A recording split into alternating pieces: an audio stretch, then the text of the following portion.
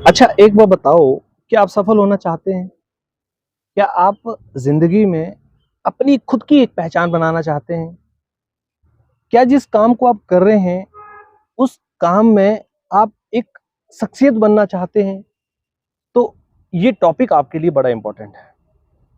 अच्छा, ये बताना कि जिस काम को भी आप कर रहे हैं, क्या उस काम में जो लोग जुड़े हुए हैं और जो सफल हैं, क्या आप उनको फ़ॉलो कर रहे हैं या फिर आप उनको फ़ॉलो कर रहे हैं, जो उस काम में सफल नहीं है?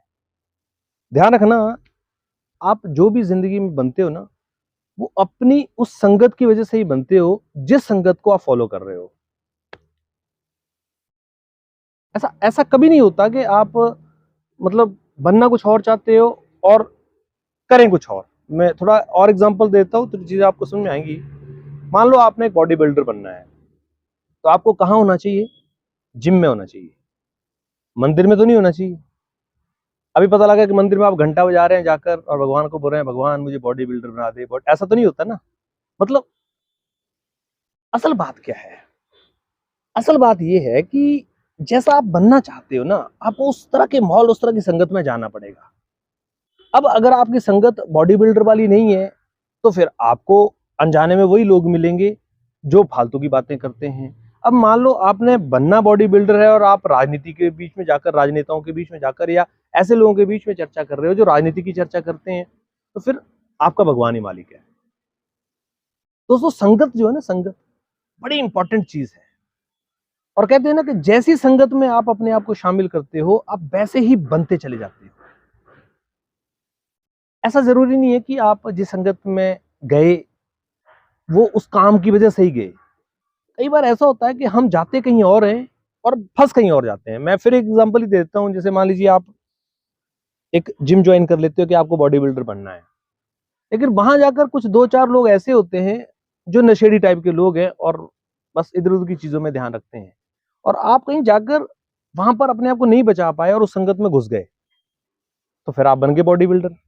ये जो फर्क है ना, इस फर्क को मिटाना बड़ा जरूरी है।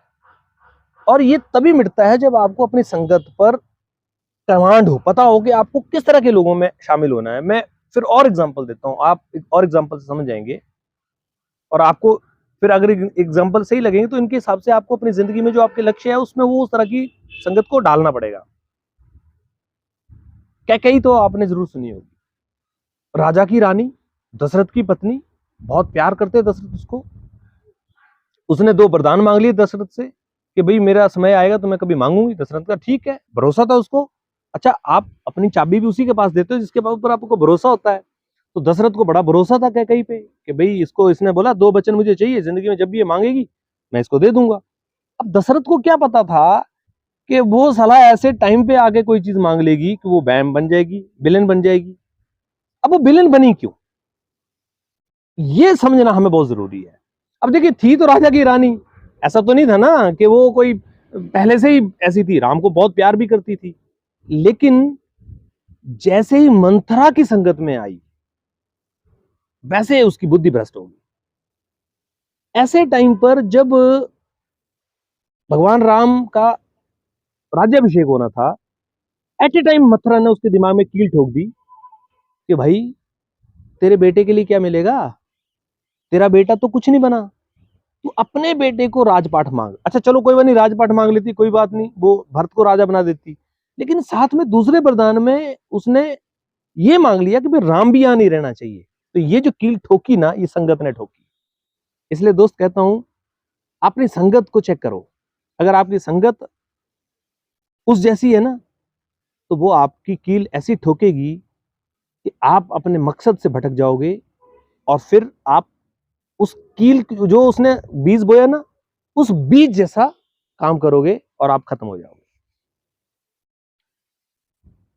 आपके साथ तो नहीं ऐसा हो रहा है? या ऐसा तो नहीं कि जिस काम को आप कर रहे हैं उसमें जो नेगेटिव लोग हैं, आप उनकी सुनकर, उनको गुरु मानकर अपनी जिंदगी को तबाह करने लगे हैं? बिल्कुल मत करना। क्योंकि देखो, होता क्या है ना, नेगेटिव जो लोग होते हैं ना, साला इनका प्रभाव बड़ा जबरदस्त होता है। ये ऐसा तंत्र मंत्र आदमी पे कर देते हैं और इतनी जबरदस्त तरीके से बात को बोलते हैं कि आप उसको सच ही मान लेते हो। अच्छा, सफल आदमी कोई बात रोज बोल रहा है, साला दिन रात वो उसको समझा रहा है कि नहीं भाई इसमें ऐसे सफल हो सकते हैं, ऐसे कामयाबी मिलती, आप उसको नहीं मान रहे हो, वो आपको झूठा लग रहा है, अरे साला झूठ बोल रहा होगा। लेकिन एक नेगेटिव आदमी जिसको साले को अपनी औकात पता नहीं है, वो आदमी जब उसके बारे में अरे यार कुछ नहीं होता है, बकवास है, छोटा है, कुछ है, झूठा है, आप उसको सच मान लेते हो और अपने घर पे बैठ जाते हो। दोस्तों, जिसके पास सफलता है, आप उससे मंत्र लो ना यार, आप उस संगत में बैठो ना, आप उस 2 टके के बाई-हाथ व्यक्ति के साथ बैठकर उसका अनुसरण कर रहे हो। अब देखो कैकेयी अगर अनुसरण मंथरा का नहीं करती, तो क्या करती? भगवान राम को राजा बनाती, बनाती ना, और वो इतिहास में एक माँ के रूप में स्थापित भी होती। तो अच्छे लोगों का अनुसरण कीजिए, कुल मिला के बात ये है, अगर आपकी संगत सही लोगों की है, और संगत आप तय करोगे यार, कोई दूसरा थोड़ी तय करने आएगा। आप सोचोगे नहीं जी संगत तो ऊपर से आएगी, फिर आप उसको संगत को भगवान आपको प्रपोज करेंगे कि बेटा देखो इसमें आपने कल से जाना है, ऐसा तो नहीं बोलेगा ना। संगत आपको खुद को ही तय करनी पड़ेगी, और जिस तरह की आप तय करोगे उसी तरह के आप बन जाओगे। अब ये आपको तय करना है कि आपको क्या बनना है, कैसे बनना है। मैं तो केवल आपको रास्ता दिखा सकता हूँ, हज़ारों लोग आपको इसी तरह की बातें करेंगे, लेकिन जब तक उसको आप ज़िंदगी में उतारोगे नहीं, तब तक हमारे इस वीडियो से आपकी ज़िंदगी में कोई फ़र्क नहीं पड़ेगा।